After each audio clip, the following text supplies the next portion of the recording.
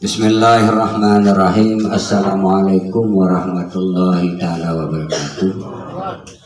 Yang kami hormati bapak-bapak polisi, yang kami hormati tokoh-tokoh masyarakat, yang kami hormati bapak-bapak kadus, singkatnya para hadirin peserta musyawarah yang insya Allah akan dirahmati oleh Allah Subhanahu wa ta'ala.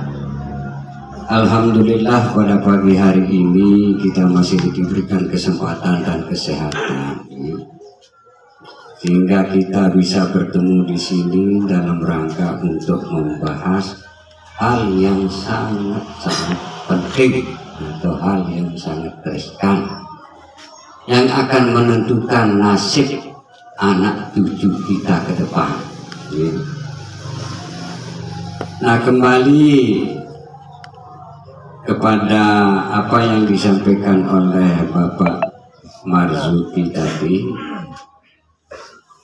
ini baru tahap rencana kedua, artinya larang itu. Jangan kita pesimis bahwa kita akan putus asa, kita akan menyerah. Masih jauh. Ini masih kita terkecoh dengan anak-anak Indonesia yang ngomongnya saja itu tidak karuan. Nah, jadi kepada bapak-bapak dan saudara-saudara, tadi kita dengar dari beberapa penyampaian di kantor bupati masih belum istilahnya mengerti apa yang dikatakan larang itu. Dan kita dengar bersama bahwa ada yang mengatakan bahwa larang silahkan, bendungan dipertahankan.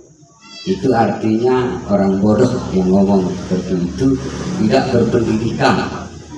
Kalaupun mereka itu berpendidikan, tapi pemikirannya sempit. Dalam aturan orang membuat bendungan itu, nah saya cerita sedikit ini yang bukan pakar, tapi karena sudah banyak maka anggaran istilahnya di dalam bendungan atau pembicaraan bendungan ini. Yang pertama, dulu saya diundang sebelum jadi kepala desa di Kecamatan Mujur. Dari segala penjuru hadir, Beleke Ganti Sengkerang hadir, Peraya Luang Make hadir, beberapa camat yang mendengar dulu. Orang gembira akan dibangunkan bendungan. Terakhir yang disuruh untuk menyatakan pendapat, saya bilang biarkanlah orang itu bersorak, karena dia itu sebagai penonton. Saya buka dengan ucapan inna lillahi wa inna ilaihi raji'un di sana. Sampai polisi, tentara di sana itu menanyakan saya, kenapa begitu?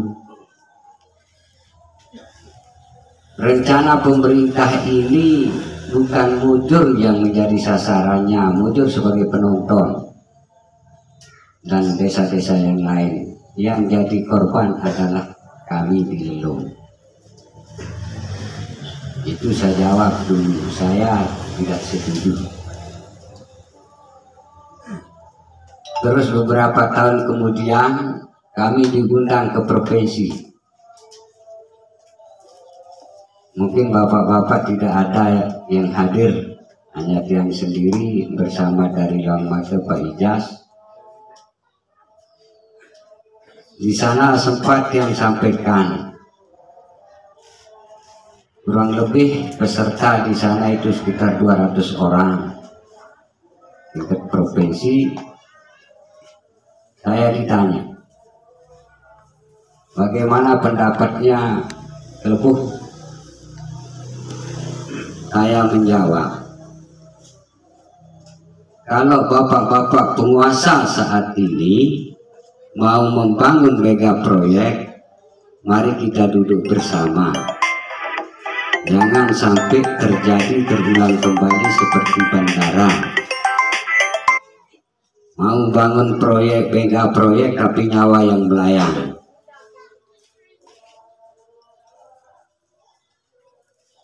Saya diapresiasi oleh polisi dan TNI.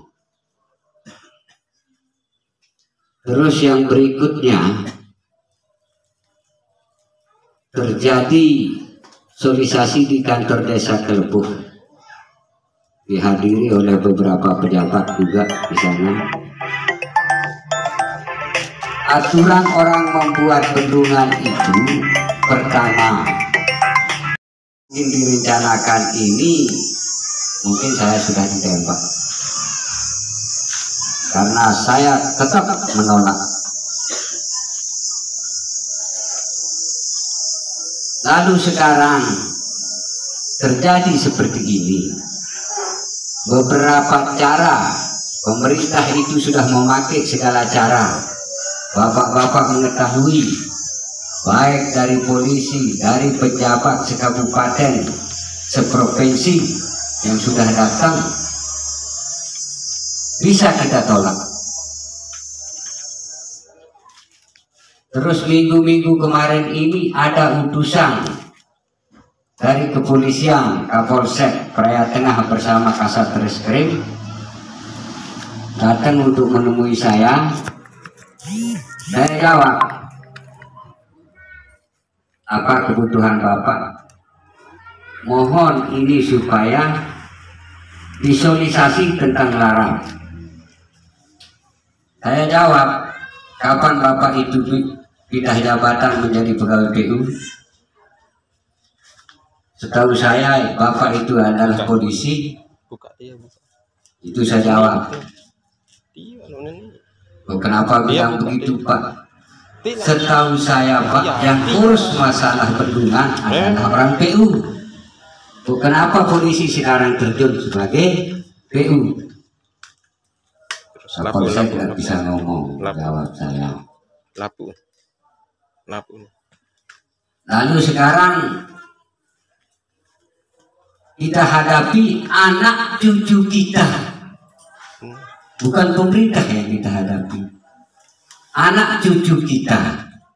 Kita diadu domba, dia pakai sistem Belanda, mengadu domba masyarakat antara ayah dan anak, antara kakek dan cucu. Ini yang terjadi sekarang. Ini politik yang luar biasa bejaknya ini. Nah, bagaimana sikap kita sebagai ketua-ketua yang ada pada saat ini? Dusun Lelong ini dari zaman Belanda, dari zaman Jepang, tidak pernah terlepas oleh ketua-ketua kita yang ada dulu. Kenapa sekarang setelah generasi seperti kita ini enak saja mau kita lepaskan Lelong ini? Dan Lelong ini bukan istilahnya mulus itu saja. Dia peroleh wilayah Lelong ini sama ketua-ketua kita itu adalah melalui perang. Terjadi perang lengkap. Lalu sekarang kita akan adem ayam untuk diambil. Hak kita masih luas. Kalau memang aturan itu ada sistem paksaan, saya sudah dipenjarakan.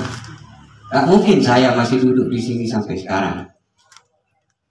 Karena aturan orang membuat bendungan itu sudah jelas. Harus ada persetujuan. Nah, sehingga sistem ini sekarang dicari, dipecah belah. Kadus itu dulu ditarik-tarik. Dulu pernah terjadi. Saya spekulasi, berhentikan kadus semua. Kenapa saya bertindak seperti itu? Supaya pemerintah tidak ada menyambung tangan lagi kepada masyarakat. Kalau sudah tidak ada kadus, siapa yang mau ditanya? Nah sekarang ini lain. Kadus dulu dicari. Diiming-imingkan kadus itu. Dibawa ke restoran, dikasih amplop, tertawa dia. Dikasih makan enak. Padahal di saat dia dipanggil di kabupaten, dia terpojok tidak bisa menjawab. Kita serahkan kepada pemuda dan masyarakat, dia bilang. Bagus, kadus tidak boleh ngomong. Delegasi sudah ada, dia serahkan. Tapi kenapa penyerahannya itu dia abaikan? Begitu diiming-iming lagi sama nasi restoran, amplop, dia berangkat. Bahkan kita tidak dilirik. Padahal dia sudah menyerahkan pada tokoh masyarakat dan pemuda. Nah, komitmen apa ini yang kita bangun? Mari kita sadar sebenarnya.